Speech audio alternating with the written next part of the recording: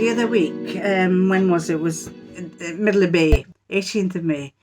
I got a phone call. I was sitting in here and I got a phone call, and it was a lovely lady called Shamila.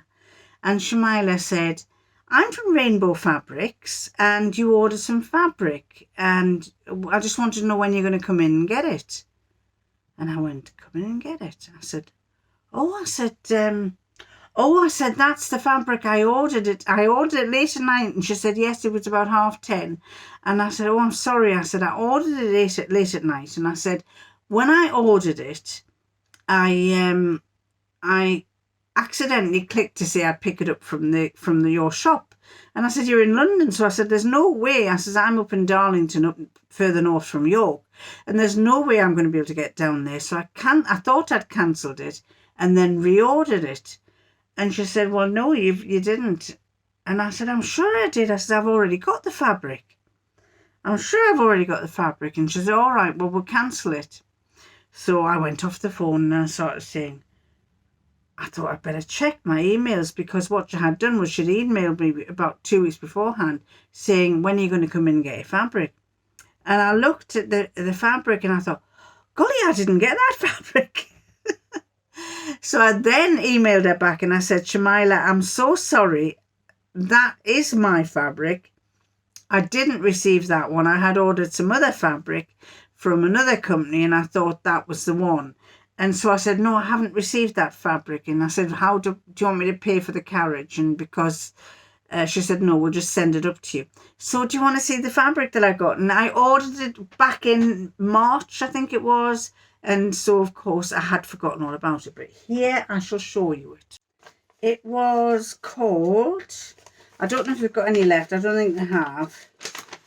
But it was Neon Pink Blue Leaf Viscose Chalice. And I loved the colour. So I just had to get some. And this is what it was like. I thought it was absolutely gorgeous. This is again my kind of colour. It's a lovely pink and blue and the black. And I figured I got enough to make a lovely dress like the last one I made. And I figured that would make a lovely, if I can get that out a bit to let you see, a lovely dress. So watch this space.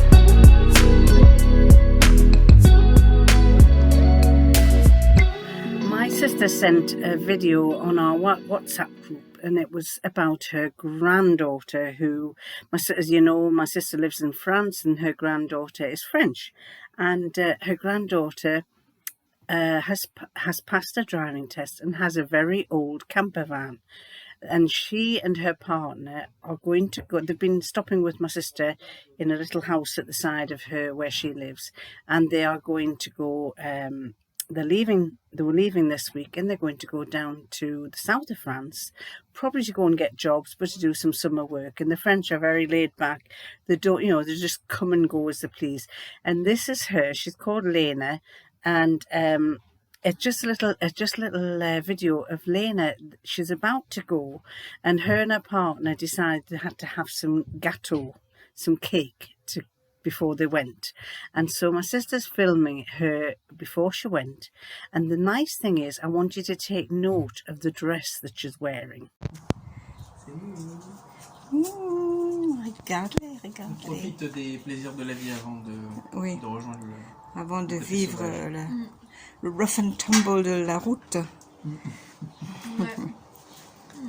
Hey, look at that. Let's see inside. Oh, look at that. She'll be constipated until Saturday.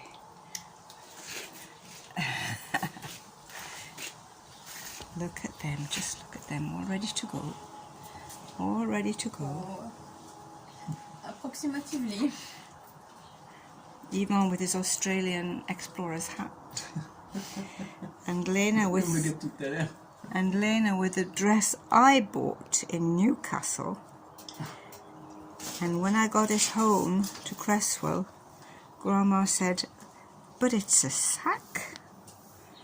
I don't think it suits you, she said. And now Lena's wearing it. So that's a dress that's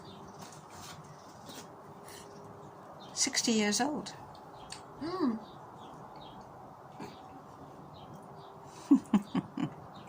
Ah oui, c'est pas le moment de faire tomber de la crème. Non, oui. Alors, ils sont tout prêts à partir. Tout prêts. Soi-disant. Oui, 2-3 bricoles à faire encore. C'est bon. Et puis c'est bon. Et puis, ils sont partis pour le sud. My sister keeps all of her clothes. And the last time I went to see her, which was a good 5 or 6 years ago, she took me up into one of the bedrooms, and in the bedroom there's like a little door, and in that door is the attic, and in that attic she had lots of bin bags, and she had them all labelled so that she knew exactly what was in them. And when I was there, she pulled out a dress that I had made when I took fashion and design. And I think I must have said to my mother, oh, give that to Jacqueline if she wanted to. And so she gave me this dress back. I had got a distinction for it because it had smocking across the top and a smocked belt. I'll see if I can find a video to put up of it. I have mentioned it once before. And she also showed me a skirt, a tennis skirt, which was my tennis skirt from when I was 18. And so she says, oh, I don't throw any clothes away. I save them all. I keep them all. I bundle them in the bag and make sure that they're kept, you know, the moths are kept away. And she says, I've got them all labelled. So that particular dress was the one she got when she was 18, and she's 78 now. So it's 60 years old. And Lena, her granddaughter, loves going through the bags to see if there's anything very vintage that she can wear. And so there's something to be said about keeping a hold of all your clothes, because you never know, your great-grandchildren or your grandchildren might happen to like what you've made or what you wear.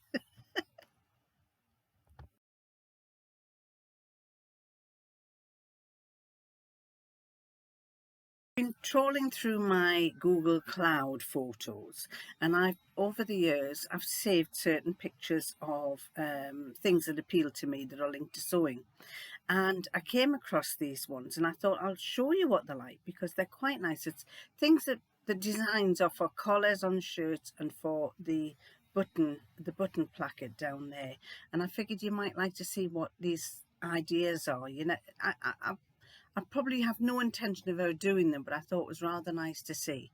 So here's some examples that I had been saving.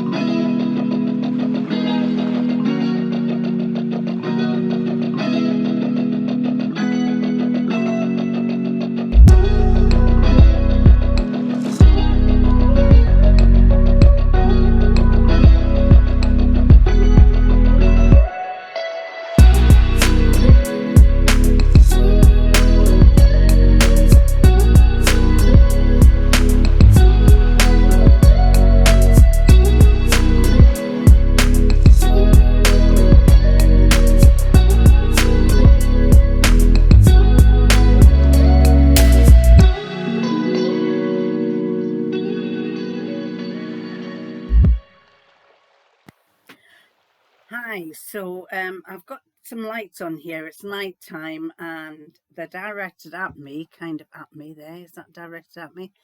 They're directed at me. I don't know what it's going to look like because I'm recording this from my laptop. Hopefully it looks okay.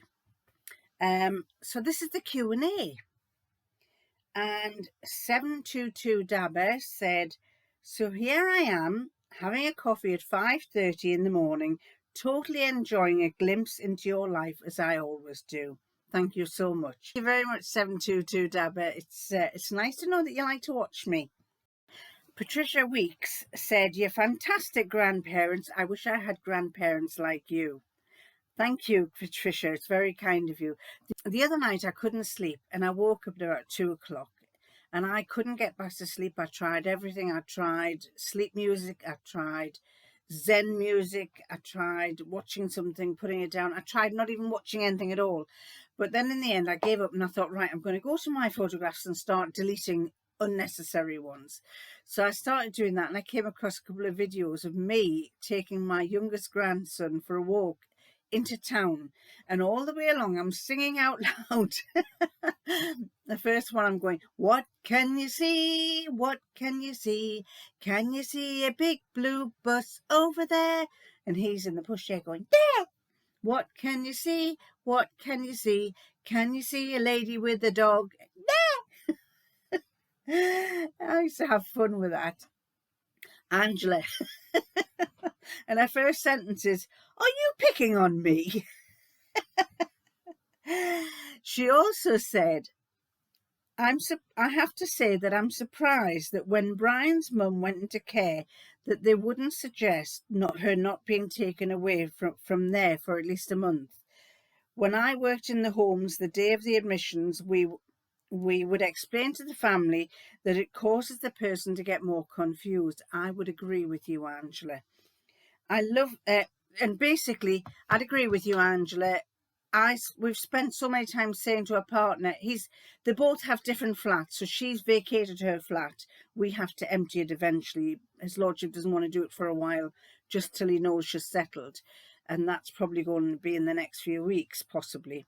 But she wasn't settling very well. Well, she was settling, but the partner has his own flat, and now he's in his own flat. He's feeling quite lonely, so he's going across and seeing her nearly every day. And I kept saying, you've got to give her at least 2 or 3 weeks to try and settle in, and then go and see her. And of course, he's gone on holiday last week for a week, and so we're keeping fingers crossed. We haven't gone down to see her for the purpose of just getting her to get used to the home. And she's loving it. From what I can understand, she is enjoying it, although she thinks a lot of men are, there is a lot of men with dementia who are shouting a lot. And she doesn't like those ones. She said, if I could have a camera and take a picture of some of these people, she said, I don't like them. And I said, well, just don't go near them. She said, I don't. I stay with my friends. Yes, I do think a bit more time on her own till she gets established. And this week, apparently, his lordship rang this afternoon and she is settling a lot better. Angela also said that she liked the black cardigan that I had on the last vlog. That was a Marks and Spencer's cardigan that actually goes down to my hips. And I'm getting a funny waving on here. I hope it's not affecting. Hope it's not affecting you seeing me. Not that I'm very worth seeing. But anyway, yes, it was a Marks and Spencer's one. I did like it because it was black with lots of little pearl buttons down. It actually goes down to my hips, so I turned it up so that it was more, so it stopped just when my waist goes like that rather than going out. And I had it so that it was just turned up on that waist to flatter it a bit more. I quite fancy making another cardigan, and I think the cashmerette cardigan, can't remember what it's called, think that's a possibility. I've got that pattern and I haven't tried it yet, so I think that's a possibility. And did you say anything else? Oh, Angela, somewhere on your Facebook or something you mentioned that you like popcorn and you have 2 lots a day. And when I read that, I thought, I've got to have popcorn because I love popcorn. And so I've started making. We actually had bought a popcorn maker, which is rubbish. His lordship bought it. It was a cheap one from a cheap shop, and it was absolutely rubbish. So I insisted we went back to the pan, and he says, why are we doing that? And I said, because I like the pan, and it always brings back great memories. But I actually came across in a way that I don't know. I came across something on Instagram the other day, and I thought it was quite a good idea. It's actually, you put the butter in the pan, and then you put your popcorn in the sieve over the pan, and you put a sieve over the top, what we would call a sieve, like a half circle thing. That quite appeal to me as well. So yes, Angela, you've got me onto popcorn as well. Angela goes on to say, I made the asymmetrical top in a DBP. I do not know what DBP means. Double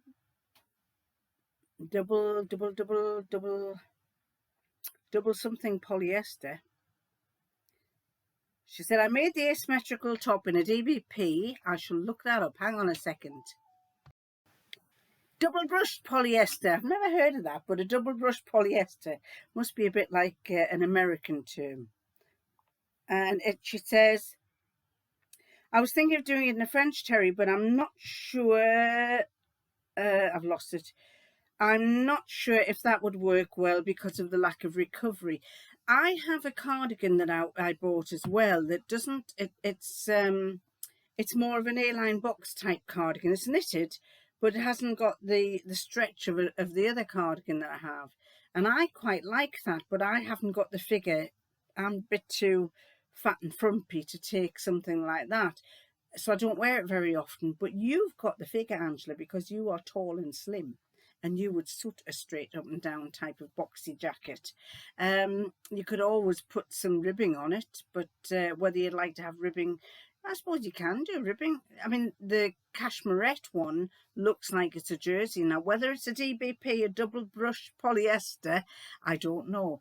But you could put some ribbing on. And next, Helga Nuffield. Helga Nuffield or Newfield or Neufeld. Helga Neufeld. Oh, I hate it when I can't pronounce your names. People used to say with my name being a French name, I always got people pronouncing all sorts of ways with it, and I don't like embarrassing myself or embarrassing you by saying the wrong name. So I'll just say Helga.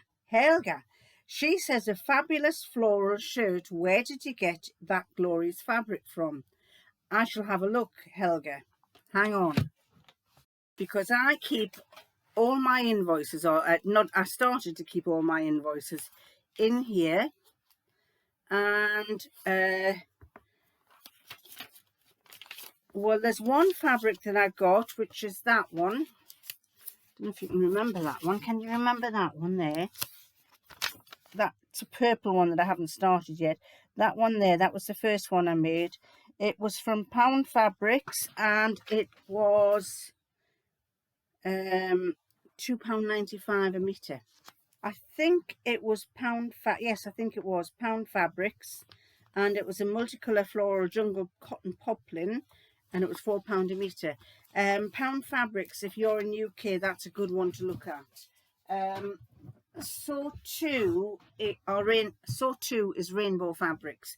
They are very good as well, but you've got to be quick off the mark with those two, because they have special offers, and those offers often disappear very quickly because people buy them quickly. The prices are reasonable and people buy them as quickly as possible. I need my haircut, and I'm debating on getting a really short haircut style like I used to have before, a long time ago. So, but it's annoying me. I've cut this fringe several times and it keeps tickling my face. So if you keep seeing me doing that, it's because I must have sensitive skin, because it keeps tickling me. Anyway, yes, it was Pound Fabrics, and you all told me it was a special, somebody that you all knew, and I didn't. And you reckon the fabric was this person that made the fabric. It was Seaside Mum. Seaside Mum pointed out who it was, and I'd have to go looking for her and see what she said it was. But no doubt if Seaside Mum is watching this video, she will say, it was this. Anyway, Karina Romero said, are you saying TK Maxx? We have a TJ Maxx in America. Well, actually, that got me looking to see, and I've actually taken a picture of it. So I can now tell you a little bit. Where is it? This is me finding my, finding it. Right, are you ready? TJ Maxx and TK Maxx are the same. Their logos look the same. They share the same concept, selling deeply discounted goods from department store brands, and they're part of the same parent company called TJ Maxx companies. So why the different names? First, a brief history.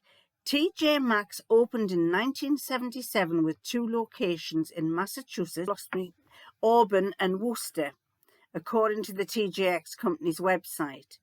Over the next 15 years, the store expanded through the US and into Canada and sprouted into sister brand goods.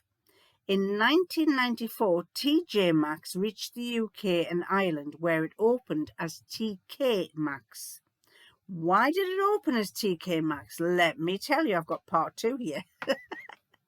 According to Wales Online, there was already a discount store operating in the UK at the time called TJ Hughes.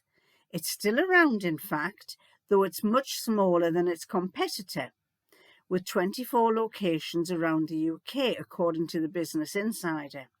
In order to avoid confusion, TJ Maxx became TK Maxx, which it remains across Europe today. Though the reason for the name change is simple, it's still fun to entertain other possibilities. When the question came up in Quora, one commenter named Stuart Thompson gave this answer before citing the TJ Hughes story. And I've got to find that answer because I didn't keep it, so hang on a second. Remember, it's a bit of a silly answer anyway. This guy said TK is TJ's younger brother, or it could be that both TJ and TK come from a long family of Maxes that all own chains in different countries. TA through to TG retired some year ago. When we see the opening of TL Maxx, we'll know the takeover attempt has really begun. Bit rubbish, isn't it? But they thought it was funny. It's a dad type thing. Anyway, next comment. I got a lovely answer from Lulu, who must be a farmer's wife or a farmer's daughter or a farmer. Could be a farmer. And when I was telling her about the bales being wrapped up in black, she said the baled grass is cut greener and with a much higher moisture content than hay. It's wrapped in plastic. We use 24 wraps to seal it away from the air, and it's preserved for use during the dry summer times. It's important to keep it totally safe from oxidation, which will cause it to grow potentially dangerous molds. We also have to protect it from cats, as their claws make tiny holes which ruin it. Our silage bales open up perfectly, even after 4 to 5 years stored on our silage pad. Our cattle and sheep and goats love it. And that's given me a lot of answers, because when we drove past these bales, these black bales, sometimes they've been stored. There's a one particularly when we're going down to Leeds, on some farmland, and the barn is open on one side, and all these big black bales are there, and I think they've been there for a couple of years, and I keep saying, those bales are never going down. You know, are they using it, and what happens? Will it go weaker? You know, will something happen to it if they don't open them at a certain time? So Lulu has given me the answer.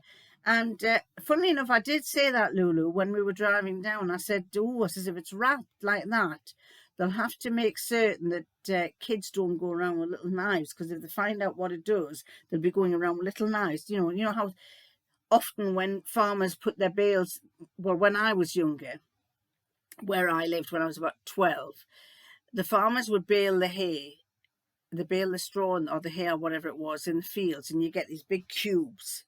And the boys in the village where I lived would often go and play there and they'd pile them up and build little dens and things.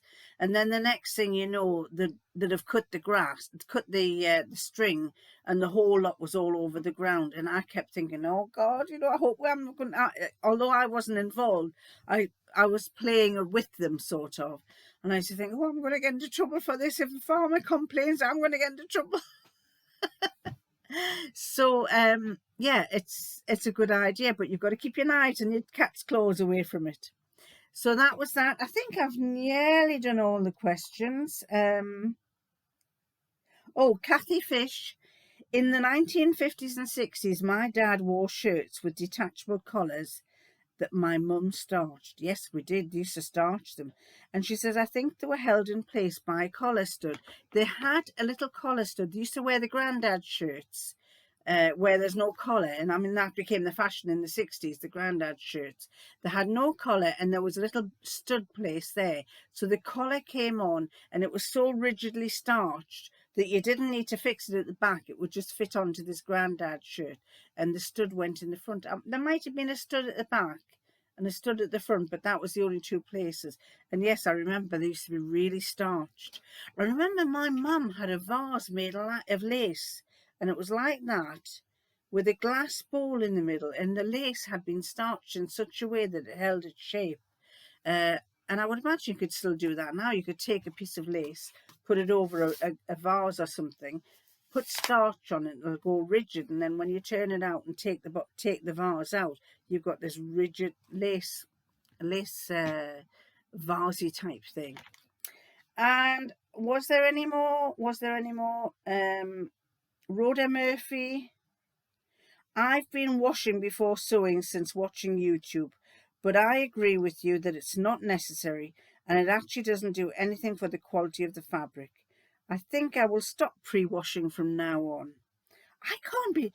If you want the honest truth as well, if I want to make a dress and I bought this fabric and I've got this lovely fabric, I've gone to the fabric shop, I'm relating back to when I was younger, got this lovely fabric, bought from the fabric shop, and you're just a young girl, 16, 17, you want to make some clothes, you want to make it quick, you want to make something that you can wear to go out that night, and that was often the case. I'd buy the fabric on a morning, go home, set it all out, get the pattern out, put it all out, cut it and try and make it for that evening.